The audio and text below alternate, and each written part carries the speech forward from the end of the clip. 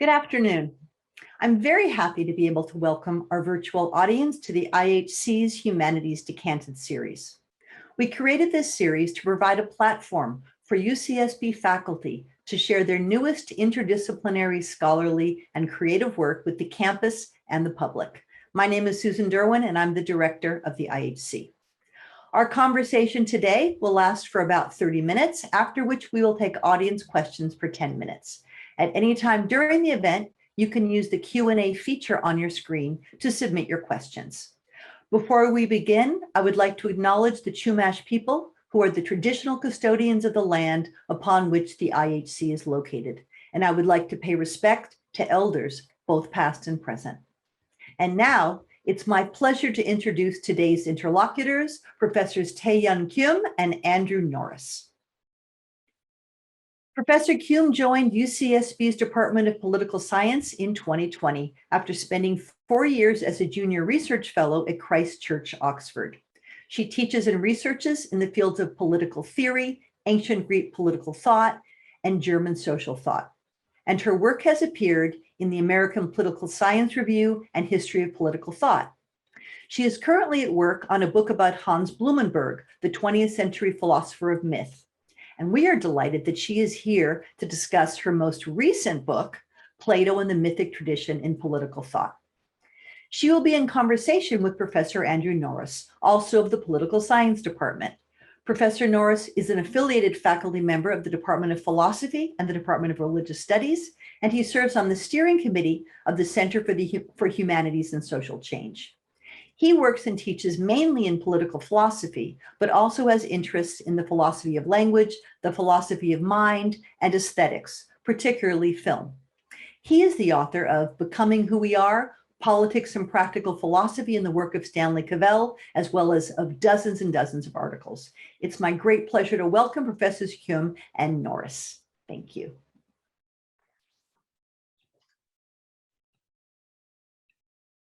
Okay, thank you so much for that introduction, and thank you all so much for coming. And thanks again to Susan and the Interdisciplinary Humanities Center for having me here. And of course, I owe a special debt of gratitude to Andrew Norris for generously agreeing to be my interlocutor today. So my name is Tae-Yeoun Keum, and my book is a book about the philosophical myths that Plato wrote into his dialogues, and about the reception of these myths in modern political theory from Thomas More to the 20th century German philosopher Ernst Cassirer. So at some level, my book is a work of reception history, tracking the afterlife of a particular aspect of Plato's writings. But the broader theoretical question at the heart of the book has to do with the place of myth in politics, and that's what I'd like to focus on today. So part of what I was interested in exploring in this book was the question, can there be a role for myth in political theory? Now, there's lately been something of a resurgence of interest in myth as a political phenomenon. In recent years, scholars and commentators have been increasingly reaching for the language of myth to talk about certain pervasive tropes in contemporary culture and politics that, despite their ubiquity, seem to elude critical scrutiny. This language of myth has been invoked, for instance, to draw attention to long-standing preconceptions around how we expect people in certain social roles to look like and to behave, the myth of the artistic genius, the myth of the perfect victim, the myth of the welfare queen. But it's also used to talk about, say, the proliferation of frontier imagery in American immigration policy, the myth of the border wall, and romanticized ideas around what constitutes a somehow more authentic account of a nation's identity, the myths of Englishness that fan the flames of Brexit, the myth of a real America. So what do all these so-called myths have in common? What does it mean to designate something as a myth? And what response does it require of us? So theorists of myth tend to conceptualize myths as symbolically fraught narratives that, despite being in wide cultural circulation, are not grounded in facts or reasons and seem to be exceptionally resistant to critical examination. And for this reason, in my discipline of political theory, myths have traditionally been thought to undermine important political ideals like individual autonomy, the rule of reason, and social progress. Now, my book is about challenging this traditional understanding of myth and saying that perhaps there's room for us to think seriously about a different, more constructive role for myth in our thinking and our politics. And to make this case, I've turned to the legacy of the philosopher Plato. So, as many of us know, Plato is one of the most important philosophers in the Western tradition, to the extent that Western philosophy often understands itself as a coherent tradition built on foundations laid by Plato. Now, statements like this tend to celebrate a certain aspect of Plato as the embodiment of a certain ideal of philosophy aligned with critical thought and divorced from the likes of myth. That is, they celebrate a Plato who broke with the convention of his contemporary Greeks of seeking wisdom from poets and traditional sources of authority, and who instead founded philosophy on reasoned argument and logic alone. But this reputation comes into tension with the fact that Plato actually wrote his own myths and interlaced them into his philosophical writings. And what's more, this feature of Plato's writings is something that some of Plato's most significant readers picked up on over the history of his reception. These modern political thinkers, the other protagonists of my book, either sought to imitate Plato's philosophical myths in their own writings, or they otherwise used them as a touchstone for theorizing a more complex relationship between myth, politics, and philosophy.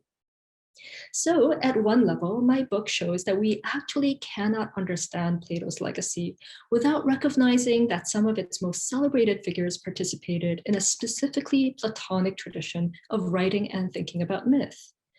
But at another level, this tradition of authors also helps us rethink the prevailing bias against myth and political theory. For the authors in this tradition, myth is not only consequential, it could also be constructive. Myths persist in modern politics, these authors tell us, because they continue to be meaningful to people. So the way to deal with myths is not to ignore them or to reject them, but instead to try to find creative ways of working with them. So that's my book in a nutshell. Thank you again for having me here, and I'm really looking forward to the discussion. Thank you, Tae-Yeoun, for that those helpful introductory remarks, and thank you, Susan and Tae-Yeoun, for inviting me to be here. It's a real pleasure to have the opportunity to discuss this book and also to praise it in public. Being here gave me the opportunity to read the book for a second time. I read it once in manuscript, and I enjoyed it even more the second time than I did the first.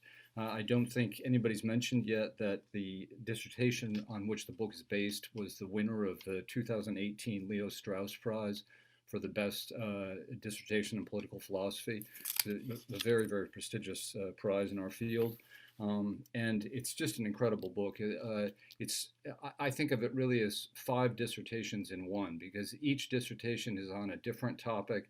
In fact, a completely different region of political theory, and often in a different language. And the scholarship is just incredible in each case. But even better are the ideas. And so I really recommend the book to you, and I very much enjoyed it myself. And one thing I really appreciated about being here, being invited here, is the opportunity to read it again. And I was able to see and appreciate things that I had not adequately appreciated the first time around. And one of these is the emphasis you put, Tae-Yeoun, on what you describe as the paradoxical balance between the authoritative and the provisional in Platonic myth. The Platonic myth is a particular kind of myth, and it presents itself in a particular kind of way. It doesn't open itself up to unquestioning acceptance, and it doesn't demand such acceptance. And I believe I understand differently than I did in the first time I read the book, that your discussion of this is meant to complicate a contrast that is usually deployed when we talk about myth, and that's the contrast between mythos and logos, between myth and rational discursive speech, logical analysis, and that kind of thing.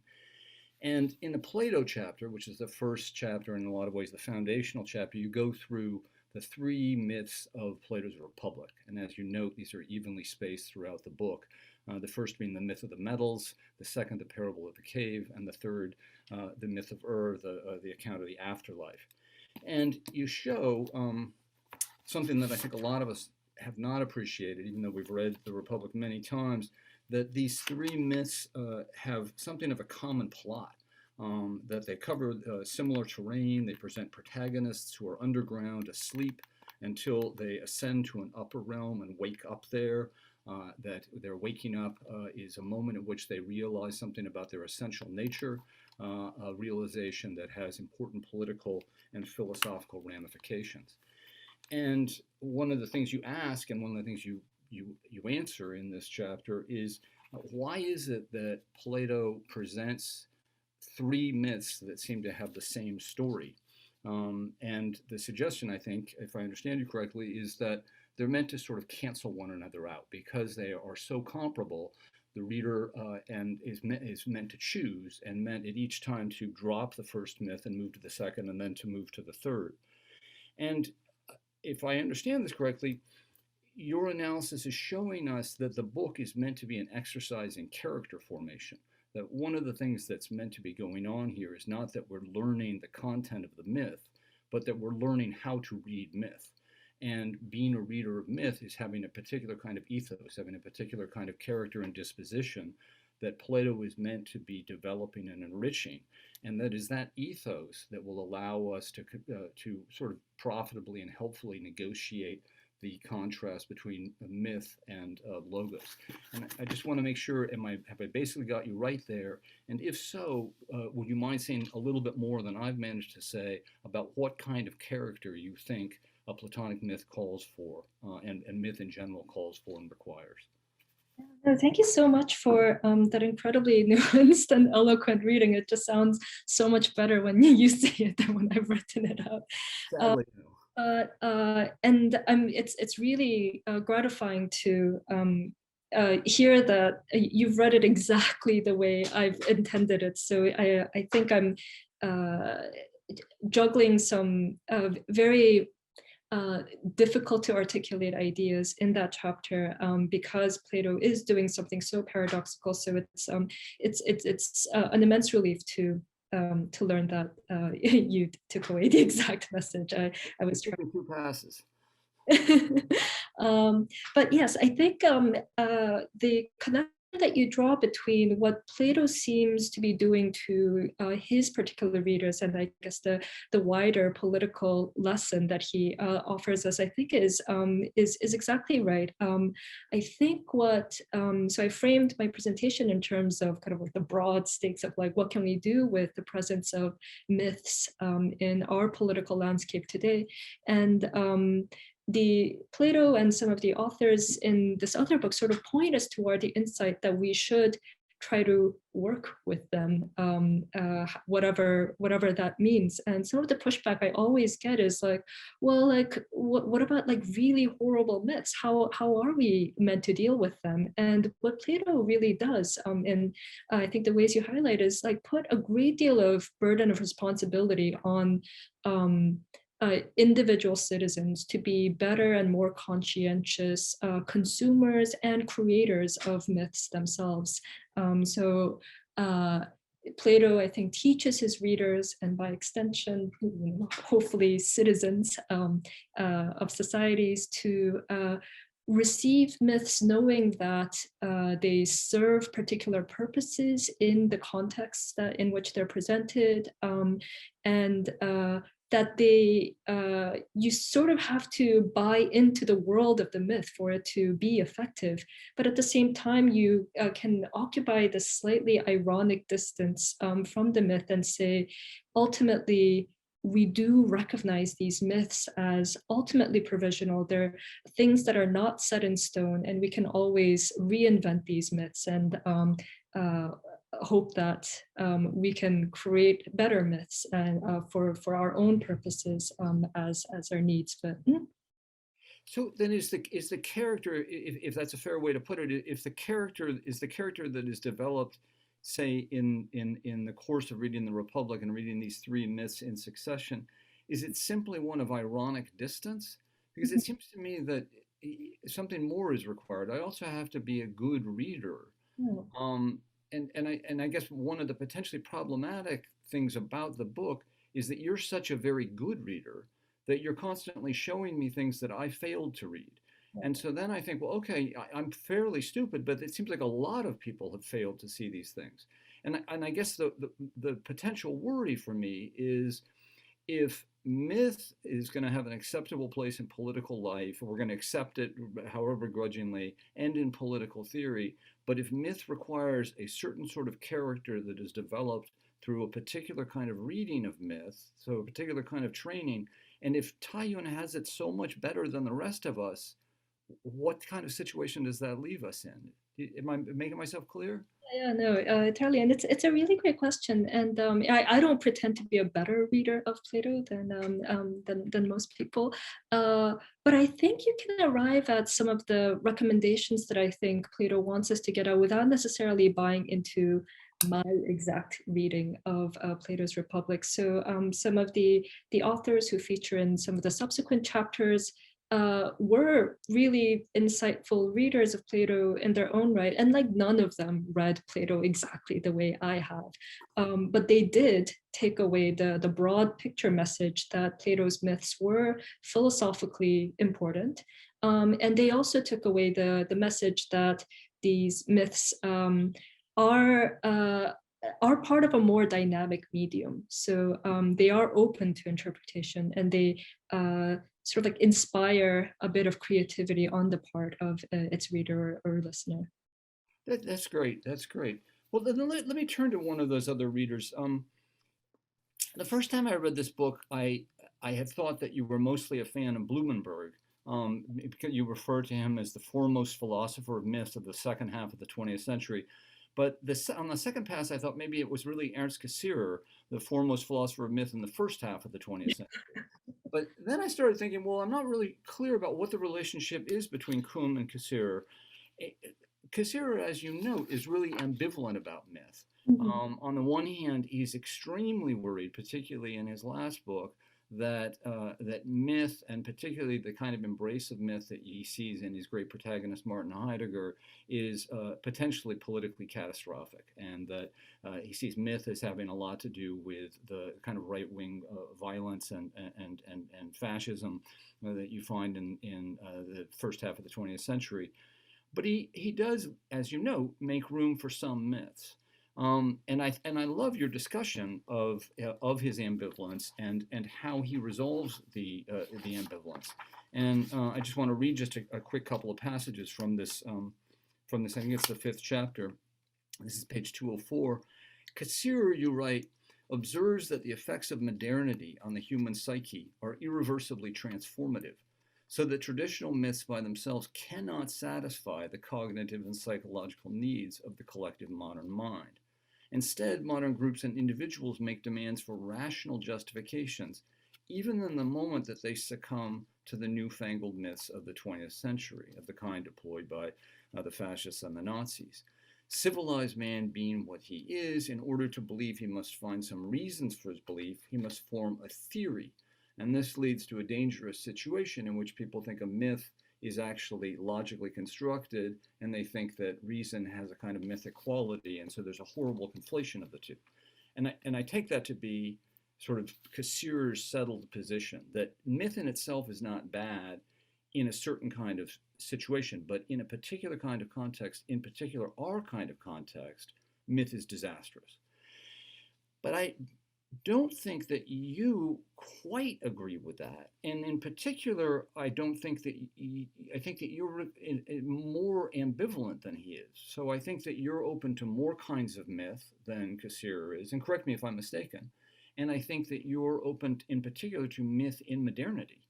And so I guess then my next question is, why do you disagree with Cassirer here, and why do you have sort of the confidence to disagree with Cassirer here? Not because he's such a great authority, but because you do such a good job showing what his very real worries are.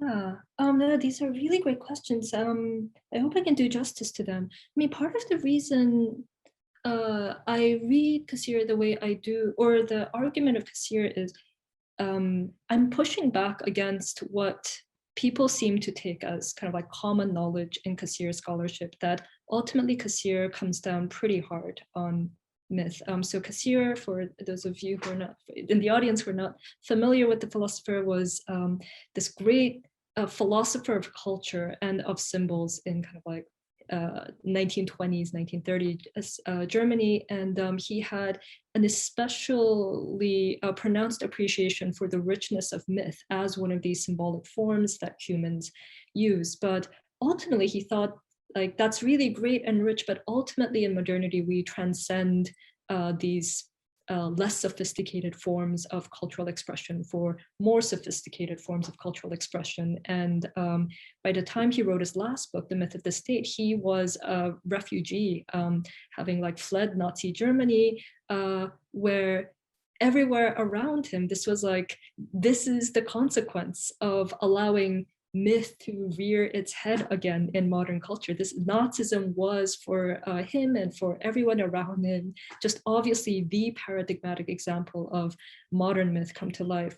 So I think it's just very hard when confronted with Nazism to make any real, even nuanced defense of myth, or it's just one of those things that where if you buy into that first step where you accept that Nazism is like what myth looks like, it's really hard to see beyond all the possibilities of myth and say, you know, the richness of myth, it makes it worthwhile to like tolerate Nazism in the world. So I think that's his sort of contemporary, the contemporary landscape that he was working within, his own personal situation, I think made it difficult for him to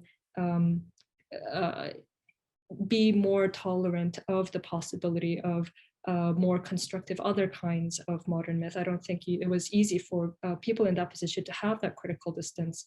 As an aside, there is a corner of Cassirer scholarship proposing the hypothesis. I don't necessarily have a dog in this fight, but there is a working hypothesis that some of the more crude condemnations of modern myth in Cassirer's last work were things that were somehow added by his editor, because this was a work that he just sort of like finished the last draft of before he passed away. And this is sort of an unsettled question, but it is a possibility that I'm very open to. And that's the Handel and Lentz, and yeah, you're right. So then, if I understand correctly, Cassirer's diagnosis is one that focuses on the context, not the content of the myth. The real problem is not the content of the myth. The real problem is that myths today are going to, because of the context, are going to take on a power and have a force, and in particular a distorting force that they did not have in so-called primitive societies.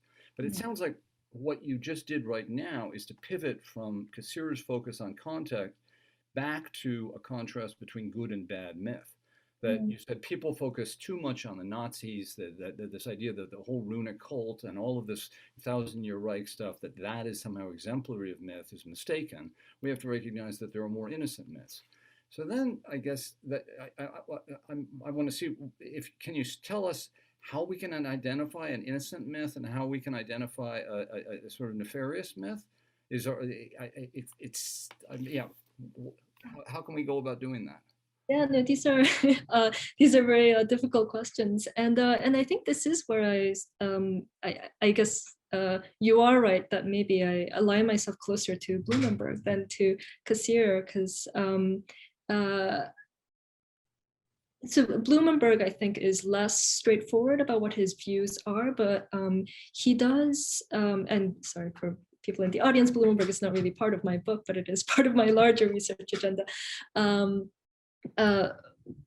Blumenberg thinks that good myths are myths that provide meaning for us now. So he thinks that people living in different periods need myths to fulfill kind of like different needs, psychological, existential, or just generally meaning providing needs at different historical epochs. And so each generation and each culture ends up creating their own myths. And the thing that, so for someone like Blumenberg, a good myth is a myth that does in fact provide the kind of meaning that we want to look for in a good culturally significant story.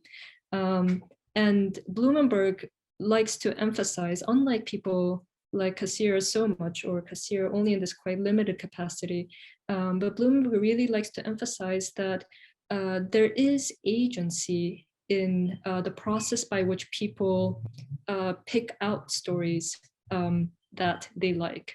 And this is goes back to your first question about Plato teaching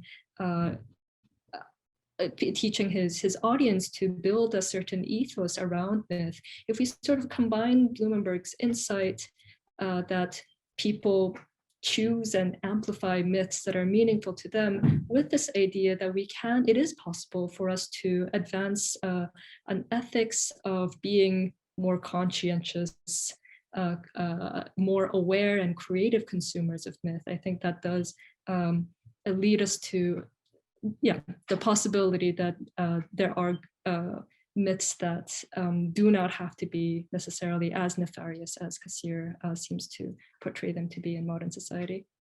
So I'm super sympathetic to everything you say here, that my own tendency in my own work is to focus on political ethics, and in particular the role of education. And so I'm really sympathetic, but I've been trained to be especially self-critical, and since you've aligned yourself so closely with me, I now will turn that self-criticism onto you. So meaning for us sounds a little bit vague, right? Yeah. And so I think a question, I guess I'll finally ask a question that some people who maybe haven't had a chance to look at the book yet might have had, and that has to do with the myths of the stolen election and the myths that America was once great and could be made great again by the leadership of Donald Trump. And maybe I could pose this question by going back to Plato's myth of the metals. The myth of the metals, as you know very well, is the one example that Socrates gives in the Republic of what he calls a noble lie. And when he introduces the idea of the noble lie, he makes a distinction between two kinds of lies. There's a sort of superficial lie, and then there's a proper lie, a true lie. And the superficial lie is a matter of a knowing mismatch between propositional content and whatever the proposition describes. So when I say the Democrats stole the election, referring either to the popular or the electoral vote, and I know, like everybody does, that that's false, I'm telling a lie. And Socrates says, well, that is a lie, but let's face it, we tell our children lies like that all the time. We talk about Santa Claus and stuff, and that's not really such a big deal. And the bad lie, he says, is the one that hurts the soul. And sometimes it's good, in fact, to tell superficial lies if they're going to help the soul. The real question is, are you bringing health to the soul? And I was struck by the fact that your account of the myth of the metals leaves out this whole medicinal quality and the question of health, and the suggestion that Socrates makes that a sort of improper superficial lie could be used as a piece of medicine. He calls it like a drug to help our friends or people who seem to be our friends. And I think that you can take the terms of this analysis and apply it to Donald Trump. We could say, okay, Trump knowingly knows that America wasn't previously great, that he's not going to make it great in this way. He knows the lie, that he knows that he's lying when he talks about the election being stolen. However, if these superficial lies are believed, they'll have a medicinal quality because they will allow us to first they'll give people meaning in their lives, and it'll allow us to reach for this greater good and this greater health. And we'll have a healthier polity if we have a polity that is focused on recapturing its former glory, et cetera, et cetera, et cetera. And I guess I'm curious to know what you'd make of this analysis of it. And in particular, I guess I'm struck by the fact that if we accept this analysis of what's going on, we seem to be in a very uncomfortable position. Most of us think it's easier to win an argument when what's a question is what's true and what's false. But when we're talking about what's a healthy life, particularly a spiritually healthy life, we feel like it's going to be hard to win that argument. Now it sounds like everything is a matter of spiritual health. We're accepting these myths, so we don't really care about, propositional truth or falsity. And what we really care about is whether it's meaningful for us, and if we accept the Socratic suggestion, whether it's healthy for us. And that sounds like an argument we're not going to win. But maybe we shouldn't be trying to win an argument. But what am I getting wrong here? I'm sure I'm getting something wrong. No. I mean, it's just because it's a really difficult, messy topic. Where should I begin? I think something that that always bears reminding about Plato's myths is that they're not these myths that Plato just wrote and sent off into the ether. They're all sort of contextualized as these little narrative interludes within his larger philosophical work. So it's not so much that Plato is advocating for myth at the expense of more conventionally rational forms of philosophy. It's that he wants them to work in concert, and that's in part what he means by this complicated discussion of surface lies that may be more salvageable if they do promote healthy souls. And Plato, of all people, was someone who believed in promoting healthy souls in the way that he believed. So talking about finding meaning in myths doesn't necessarily open up the floodgates to sort of everything is subjective and relative territory. The larger lessons of, and all of the most of the authors in this book are people who are extremely committed to I guess values that would resonate with us in terms of what we find valuable about philosophy and about philosophically informed political theories. So that sort of brings us to a slightly messier, but it's still a first step in terms of how do we deal with things like some of the more nefarious, more contemporary examples of myth that you mentioned. What these philosophers tell us against sort of other philosophers who might dismiss these myths as completely lacking in serious content, or things that just do not are not worthy of reinforcement by acknowledgement.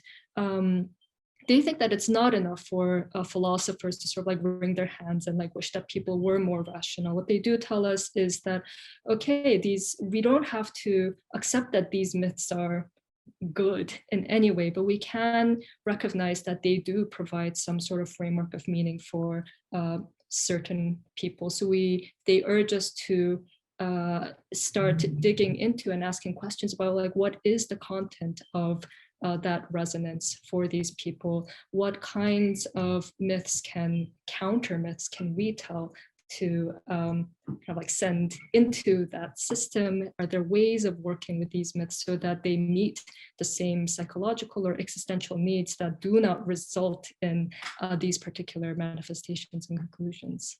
Excellent.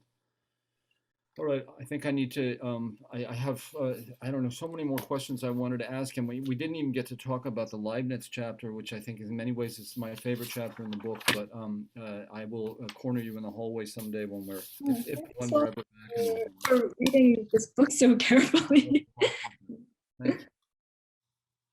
Thank you both so much. We have about 10 minutes and some questions, so I'm going to start to read them to you. Here is the first. Does the philosophical utility of myth always depend on an idea that will ultimately be an unveiling or unmasking that reveals a higher truth? Yeah, that's a great question. And it's a really great springboard for me to talk about what my book is not. So there's already an existing Platonic tradition where myth does occupy quite a prominent role, and that's the tradition of Neoplatonism, and especially Christian forms of Neoplatonism, where myth becomes this vehicle where kind of the inspired philosopher or poet gets to reveal some sort of higher truth that is sort of beyond philosophy, but still somehow emanates from, say, God or the highest good. and the authors in my book are not Neoplatonists, and in many ways they're sort of arguing against that vision where myth is a vehicle to a higher truth. They're sort of myth is sort of very embedded in philosophical investigation. It's sort of you think with myths rather than myths are passed down to you from above kind of story. Thank you. We have two very aligned questions, which shows, I think, the importance of their stakes. So in essence, what has been said is that in your discussion, the modern myths that are cited tend to be recognizably vicious ones. So can you discuss a few good myths of contemporary life? For example, one example that comes to mind, which is a productive myth, is that every vote is important, which is rarely true, but it still encourages democratic participation. So are there, or can you give us some other examples of good myths? Yeah, sure. And I guess I've been talking a bit about myths and this sort of like good versus bad binary, but I want to acknowledge that it's all on a spectrum and it can be more complicated than that. This is sort of outside the scope of my book, but in my book, the good myths are these specifically philosophical myths that these authors have been writing as part of their larger philosophical projects after the very specifically literary model of Plato. But a contemporary example that I've been sort of following quite casually in the news is kind of like organizing around in Native American communities, where when the Keystone Pipeline was first announced and they came together to protest, there was lots of kind of like resurrection and reinvention of traditional mythological traditions that were specific to certain tribes. So there was kind of like prophecies about there will be a day when, you know, like the 7 tribes gather together in the 7th generation, and people were not necessarily believing in these myths, but they did frame their protest movement sort of in those terms. They're like, well, maybe this is what was prophesied in our tradition. And the kind of rebranding, the efforts for these on the part of these activists to rebrand themselves not as protesters, but as like water guardians. And that sort of like borrows from a tradition of mythological tradition specific to these tribes that was quite meaningful to them and managed to give meaning and sort of momentum to a very specific collective project that they were engaging in more recently. Okay. I have a question, and if it's just the answer is yes or no, we'll move on to the next question. But my question for you is whether Plato gives any kind of guidance for what it means to be a good reader.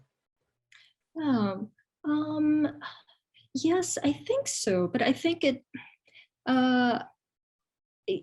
yes. But the guidance can sound quite trite unless you like really do the work of reading Plato. So I think, and here I'm sort of borrowing from the work of Jill Frank, insofar as Plato teaches his readers how to read his dialogues, he teaches his readers to appreciate all these different literary forms that he's thrown together in one work. And that means he asks his readers to be subtle readers who can appreciate multiple things going on at the same time and are accommodating of things like paradox, nuance, characterizations that may pit certain arguments as somehow superior to other arguments, but are still compelling and are still embodied in very specific worldviews that are coherent to the character who's voicing it. So, so things like that. Okay, thank you. So your project, or part of your project in this book, is to challenge Plato's popular reputation, right, as the founder of rational philosophical tradition, divorced from myth. So where did he get that reputation? Where does his rationalist reputation come from?